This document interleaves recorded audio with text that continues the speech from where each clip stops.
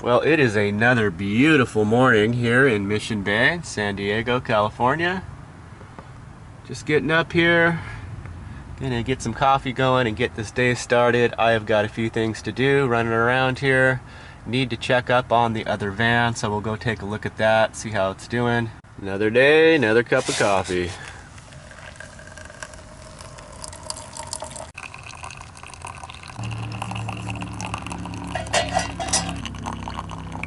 Alright, let's do this. Kinda hard to leave such a beautiful spot, but got some things to do today.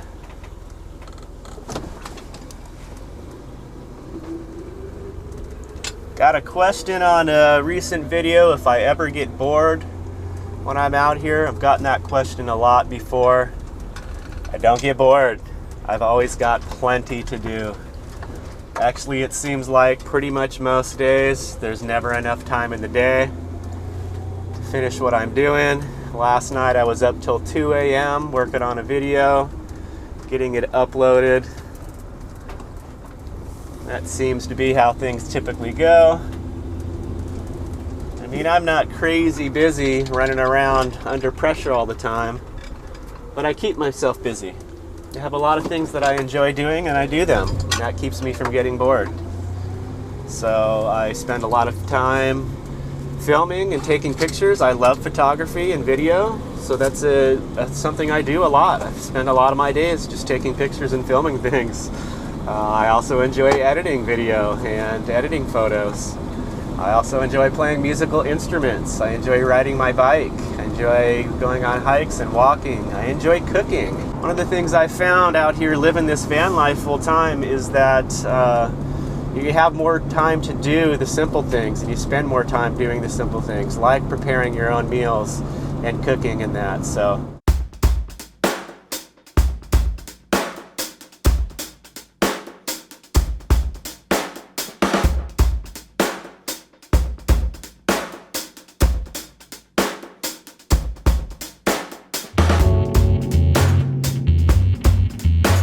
Okay, I got my oil. I usually buy the big jug.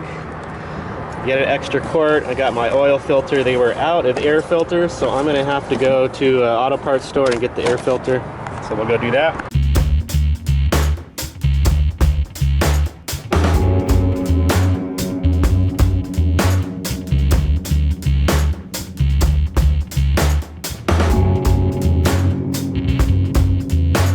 Alright, so I'm over at the new van here, checking it out. Got the doghouse pulled off, replacing the air filter. It was pretty dirty, so we got a nice new one in there. Gonna get that buttoned up. And yeah, we'll get the oil changed, put a new oil filter in there, start her up, see how it runs. And you know, I don't want to put too much money into it, but I want it to be running smooth when I sell it. I did notice, I stopped by the other night and started it up, and the dash lights do not work here, so you can't see the gauges. Everything else works, like the stereo illumination, it illuminates around here, but the lights here don't work, which is not good for night driving. You need to see the gauges, so I'll have to look into that. It's not a fuse. The fuse for that is good, so it must be a bulb. I've taken off this dash before on my van. It's not too horribly difficult, so that's probably what I'll need to do. Alright, so we're getting the oil changed. I always like to put down a piece of cardboard first, and I keep this oil pan in the van with me. Get all the oil drained, and then when I add the new oil, I put the old oil in the jug, the empty jug from the new oil. So I have a nice clean closed container to bring the used oil back to recycle at the auto parts store. Everything is really clean and rust free under here. There's just a little bit of minor surface rust on the chassis, which is a good sign. But I'm having trouble finding the oil filter, so I'm gonna have to hunt around for it. It's not in the same spot as the V6. Alright, so a little update, guys. Apologize for the drama, but this is turning into a headache. I'm changing the oil here on this van that I purchased, and it has some sort of aftermarket oil filter system. So it has 2 oil filters on it, and one of them the auto parts store did not have in stock, so they have it on order. It should show up today.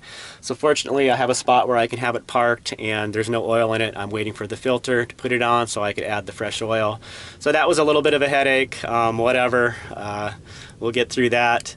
Just trying to do an oil change. But the news that I did get, I just got off the phone with a woman in South Dakota that's trying to register this for me and get the title put into my name. She cannot do anything.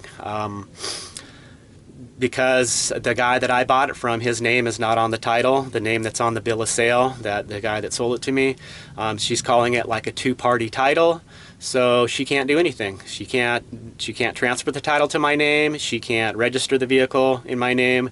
So she has to send the title back to me, which has the guy that I bought it from. His name is on the title as a purchaser from the guy whose name is on the title. I know this is getting confusing. So basically the guy I bought it from is this middleman who scammed me and tried to convince me that because he had the bill of sale that I'd be able to register it and get the title in my name. But I can't. I knew that. I'm just kicking myself.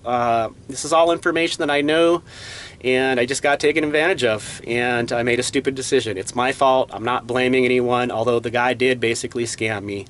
He knew darn well that I wouldn't be able to register this. He has skipped town. He's nowhere to be found. His phone is shut off. I do have a picture of his ID, so if this gets too complicated, I will try to track him down and report him, I guess, and this will turn into a small claims court case, I guess. I don't know.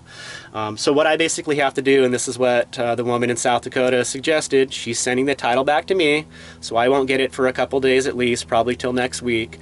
Then I have to take that title and all of the paperwork that I have and go to a DMV here in San Diego, California, try to get the title transferred into my name in California. I don't know if that's going to work because I'm not technically a California resident anymore, so it's going to get complicated. But what she's saying is try to get the title put into my name in California without registering it. Just either get a planned non-operation permit or something, and I'll just have it parked here at my family member's house, and hopefully if they can get the title into my name, then I can actually get it registered and the title transferred to a South Dakota title and registered in South Dakota because I'm a South Dakota resident. So it's turning into be very complicated so far.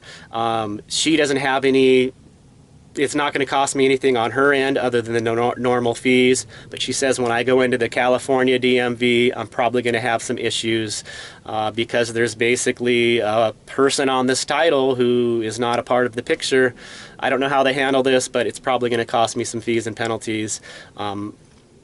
And hopefully I can even do this. There's a possibility that I'm just like stuck with this vehicle with a bad title. So I will keep you guys updated. It's going to be slow moving. Unfortunately, I probably won't have another update on this situation until next week sometime.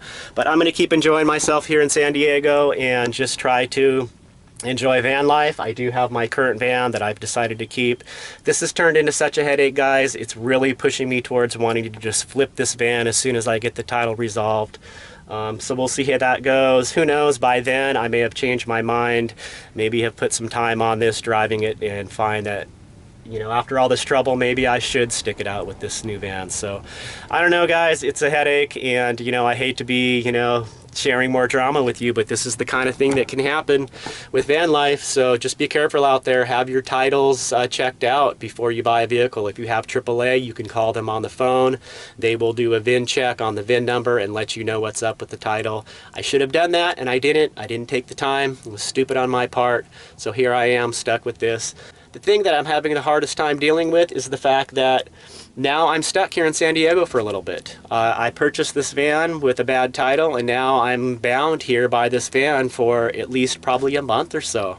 And that's what upsets me more than anything. I gave up my freedom for a potential new home, and it's turned into a big ugly mess. So that's that. It's not the end of the world. I do thank you guys for all of your support on this issue up until this point. This is kind of a crappy situation to be in as a van dweller, and it's totally my fault. I made a bad decision. I trusted somebody that I shouldn't have trusted, but I have learned a lot about buying a new vehicle, and I will probably never ever try to buy another vehicle in California. It's just an extra headache, but this is something you have to be aware of and careful of in any state. So yeah, that's that on the situation. I'm gonna lock this thing up and deal with it as I can.